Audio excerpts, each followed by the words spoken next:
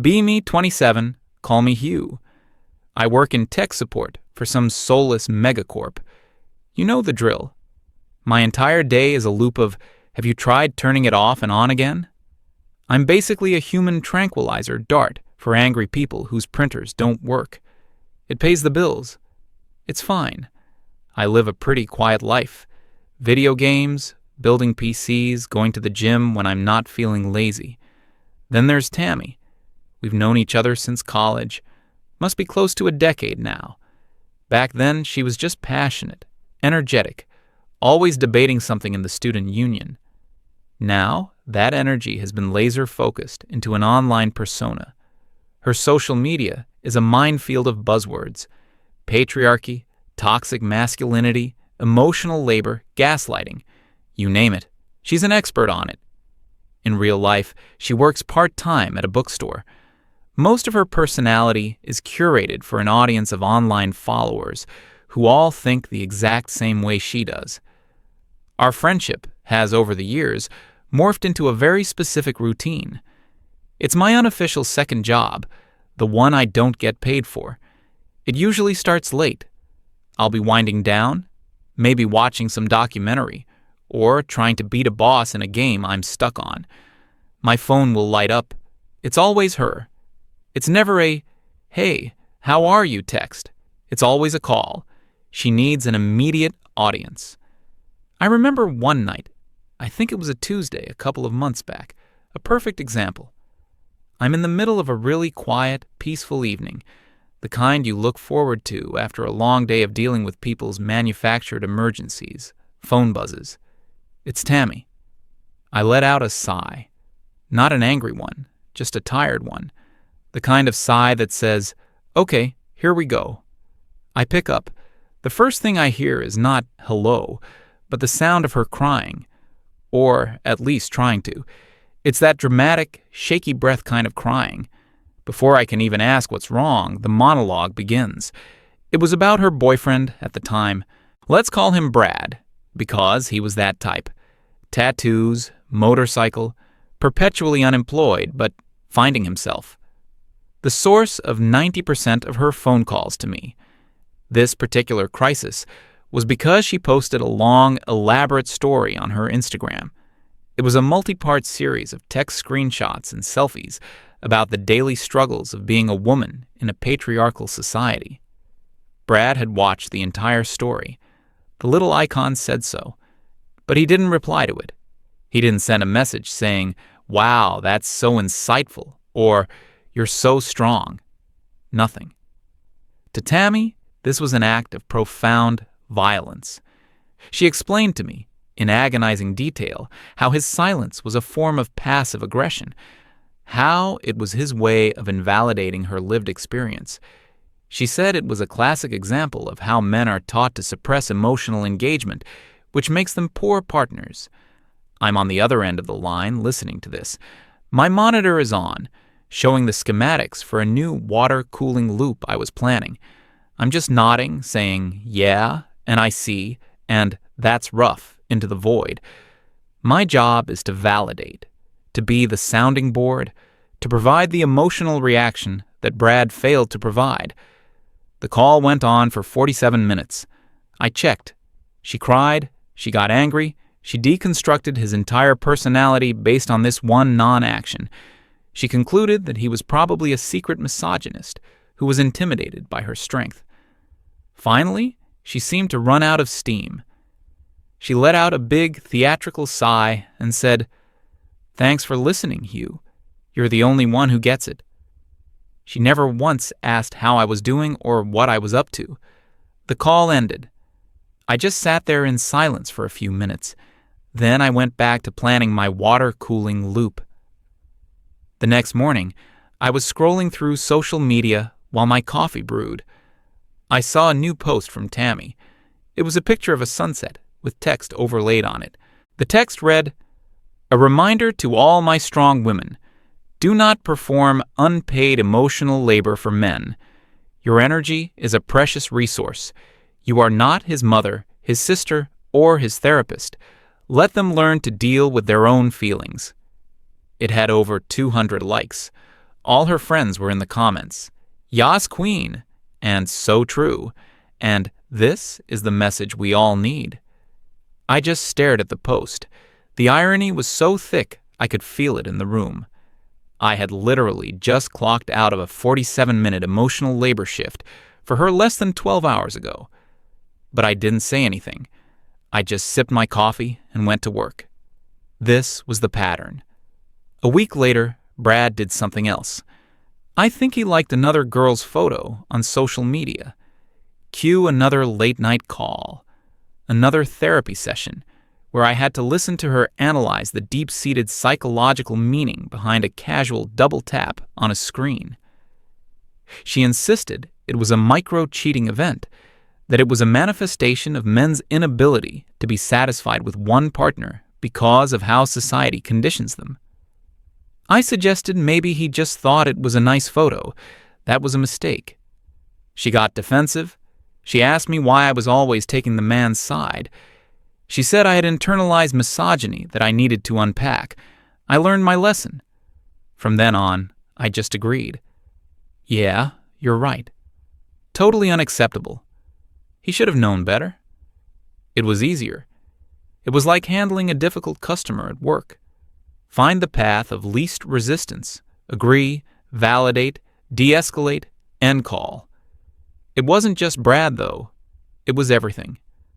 One time she called me furious because a male cashier at the grocery store told her to have a nice day. Apparently, he said it in a tone she interpreted as condescending. She spent 20 minutes explaining how this was a microaggression, how men in service positions often use feigned politeness to assert dominance over female customers. I just listened. I didn't tell her that my job is literally to be politely condescending to people all day long, regardless of their gender. I didn't tell her that the guy was probably just a tired cashier who wanted his shift to end. I just said, wow, that's messed up. There were times, very rarely, when I tried to turn the conversation around. I remember one day my boss had completely ripped into me for something that wasn't my fault. A whole server rack went down because another department messed up a software patch. I was the one on the phone with the client, so I got all the heat.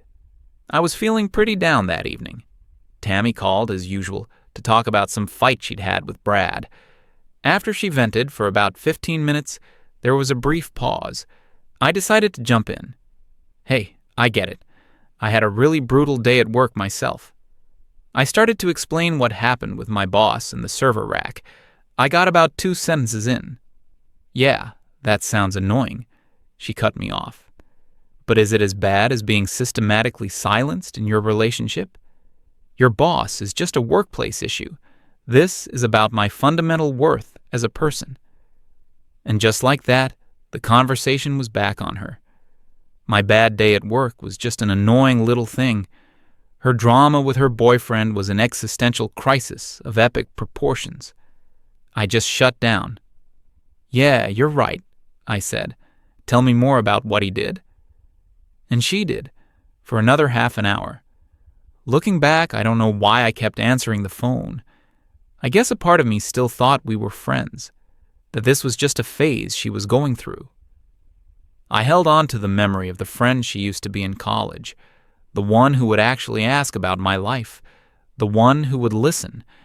But that version of her was long gone, replaced by this caricature who saw every interaction through a single warped lens, a world where she was the perpetual victim and everyone else, especially men, was a potential antagonist. Except for me, of course. I wasn't a man. I was a utility.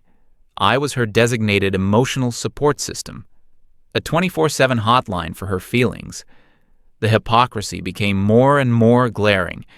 She'd post on social media about how women are not rehabilitation centers for broken men. Then she'd call me to try and fix Brad, asking me to analyze his texts and tell her what she should say to him. She'd tweet about how men need to build stronger support networks with other men and stop relying on women. Then she'd call me, her male friend, because her female friends were apparently too busy, to listen to her complain for the fifth time that week about the same guy. I saw her friends' comments online. They were all about "yes" and "spill the tea."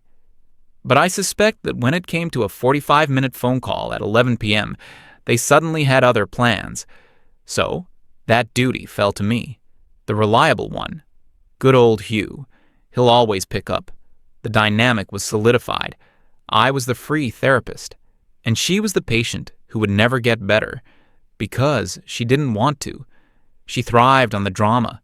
It was the fuel for her online identity. Without a crisis, what would she post about? Without a villain, how could she be the hero of her own story? So Brad would mess up, she'd get her story, I'd be the ghostwriter for her feelings, and the cycle would repeat. I was becoming increasingly numb to it all. During her calls, my mind would just drift. I'd be thinking about code, or what to make for dinner the next day, or a movie I wanted to see. I had a whole set of automated responses. "That's crazy. I can't believe he did that. You deserve so much better." It was like running a script. My job at the tech company was bleeding into my personal life. I was providing technical support for a person whose emotional hardware was permanently faulty, and there were no replacement parts. I just started feeling tired. A deep bone-weary exhaustion every time my phone buzzed with her name. I started thinking about just not answering, letting it go to voicemail. But then I'd feel a pang of guilt. What if this time it was serious? What if she actually needed real help? That's how they keep you on the hook. That little bit of doubt, that little sliver of loyalty to a person who no longer exists. The final few weeks before everything changed were particularly bad. Her and Brad were in a death spiral. The calls were happening almost every night. Each one was more frantic than the last. He wasn't texting back fast enough. He was being emotionally distant. He wanted a guy's night, which she was convinced was code for something nefarious. She wanted me to help her draft texts to him. She'd read me a message she was thinking of sending, and I was supposed to critique it. Does this sound too needy? Or does it sound like I'm setting a firm boundary? I'm a tech support guy. I fix firewalls. Now I was a relationship diplomat and a crisis negotiator. It was draining the life out of me. My own life was starting to feel gray and muted. My patience, which I get paid to have in abundance at my job, was running on fumes. I was just going through the motions. Work, gym, game, Tammy call, sleep, repeat. I was becoming a background character in her drama, an NPC who existed only to give the main character a specific dialogue option. I think I knew, somewhere deep down, that this couldn't last. Something had to give. A system under that much constant, one-sided pressure is bound to fail. I just didn't realize how spectacular that failure would be. It started, as these things often do, on a perfectly normal day. I went to work, dealt with my usual queue of tickets. I came home, cooked some food, and sat down to relax. I was actually feeling okay. It had been almost 48 hours since the last crisis call. A new record. I was starting to hope that maybe, just maybe, she and Brad had finally sorted things out. Or broken up. Either would have been a relief. But the universe has a funny sense of humor. The calm was just the deep breath before the plunge. That evening, two things happened that would change everything. The first was a call. But it wasn't from Tammy. It was from my father. We don't talk on the phone much, usually just text. A call meant something was up. My stomach dropped a little when I saw his name. His voice was strained. He told me my mom had had a fall. She was in the hospital. They were running tests, but it might be serious. He didn't have many details. He just sounded scared. I felt the floor drop out from under me. My mom is my rock. The most stoic, unshakable person I know. The thought of her being hurt and vulnerable was shattering. I told my dad I'd be on the first flight out in the morning. We hung up, and I just sat there, frozen. The quiet of my apartment felt immense and deafening. My mind was racing with a million worst-case scenarios. Just then, my boss from work sent a mass email. The subject line was urgent, upcoming department restructuring. My heart sank even further. That's corporate speak for layoffs are coming. The email was vague, talking about increasing efficiency and synergizing our workflow. But we all knew what it meant. Our department had been underperforming for a while. My job, my only source of income, was suddenly on thin ice. So, there I was. In the span of about 15 minutes, my entire world had been destabilized. My mother was in the hospital. My job was about to disappear. I felt a pressure in my chest I hadn't felt in years. I was completely and utterly overwhelmed. I needed to talk to someone. I needed a friend. And in that moment of pure panic, my brain defaulted to its old programming. My thumb hovered over Tammy's name in my contacts. For years, I had been her emergency service. I thought, foolishly, that it was a two-way street. I thought that after all the hours I had spent listening to her, she would have one moment to listen to me. It was a fatal miscalculation, the single biggest mistake I ever made in that friendship. I took a deep breath, and I made the call. She picked up on the second ring. Her voice was energetic, almost cheerful. "Oh, hey, perfect timing. You are not going to believe what Brad just did." I could hear the smile in her voice. She was excited. She had fresh drama to dissect. I took a breath to steady myself. "Tammy, wait," I said. My voice was quieter than I expected. Can you just listen for a minute? Something's happened." The shift in her tone was immediate. Her cheerful energy evaporated, replaced by a sigh of impatience.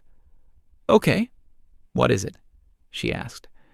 It was the voice of someone waiting for the boring prelude to be over so the main event could start.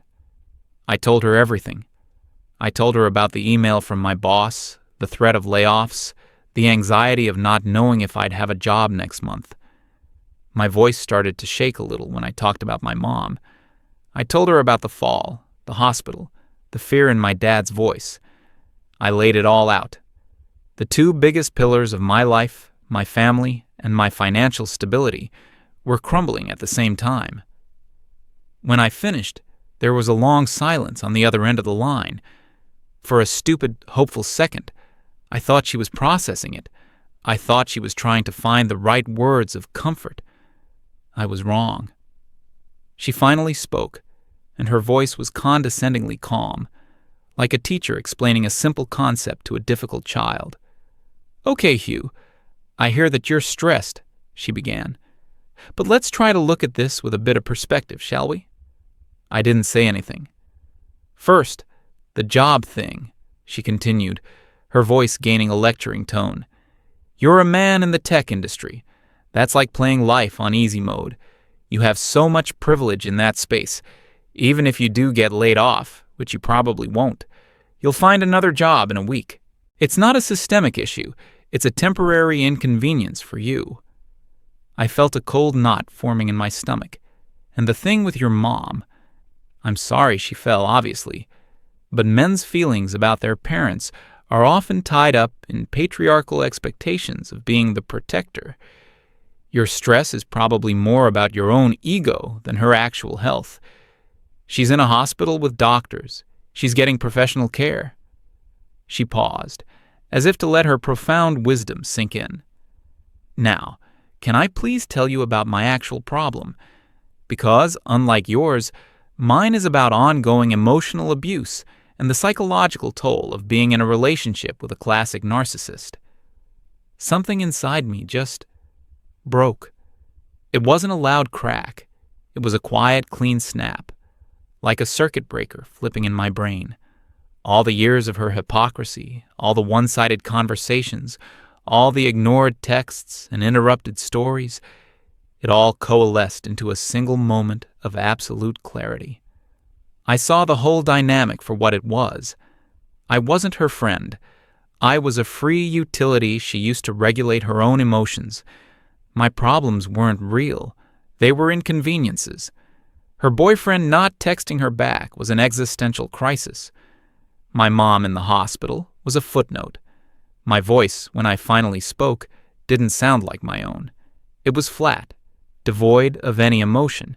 It was my work voice, the one I use when a customer is being unreasonable, and I'm about to terminate the call. "Tammy?" "Yes? Are you ready to listen now?" she asked, a hint of victory in her voice. "No," I said. "I'm done listening." The line went quiet again. "What's that supposed to mean?" she asked, her voice turning defensive. "For years," I said, each word deliberate and measured, "I have been providing you with unpaid emotional labor. I've been your on-call therapist, your crisis hotline, and your personal validation service." I could hear her trying to interject, but I kept talking. "You tweet about how women shouldn't have to do that for men. Turns out the sentiment doesn't go both ways." "That's not fair," she stammered. "We're friends. Friends support each other." "No," I said calmly. "Friends support each other. That implies a two-way exchange. This has never been a two-way exchange. This is a user and service provider relationship, and I am officially decommissioning my service." Her voice started to rise, getting shrill. "You're twisting my words. You're being manipulative. This is classic toxic masculinity. You can't handle real emotions, so you shut down and attack me." I almost laughed. She was running her script, throwing every buzzword she had at me. But it had no effect anymore. The spell was broken. "My mother is in the hospital, and I might lose my job," I said, my voice still perfectly flat. "And you called my problems an inconvenience. You don't get to talk to me about toxicity." I took a small breath. It was time for the final log-off. "I am not your free therapist anymore, Tammy. My shift is over, permanently. If you need someone to listen to your problems about Brad, find a professional and pay them for their time." And then I hung up. My thumb, which had been hovering over the end call button, felt strangely light. My phone immediately lit up with a wall of text from her. I didn't read it. I just held down my finger on her contact name. Block. Then I went to my social media apps, one by one. Facebook, blocked. Twitter, blocked. Instagram, blocked. A complete and total system purge. Then I sat back on my couch. The silence in the apartment was different this time. It wasn't empty. It was peaceful. The first few days were strange.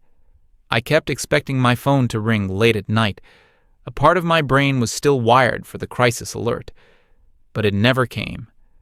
The silence held, and with each passing day, a weight I didn't even realize I was carrying started to lift. It was incredible. I had so much more mental energy.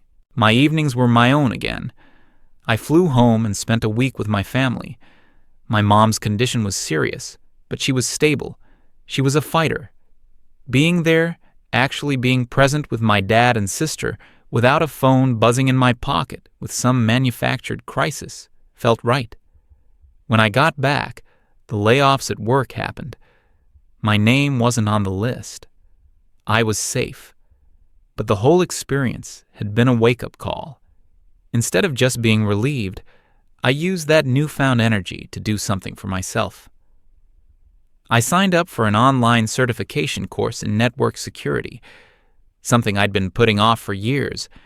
I started going to the gym more consistently, not to look a certain way, but just because it felt good to burn off stress. My life started to feel mine. About a month after the last call, I heard through a mutual acquaintance what happened with Tammy. Brad had predictably broken up with her.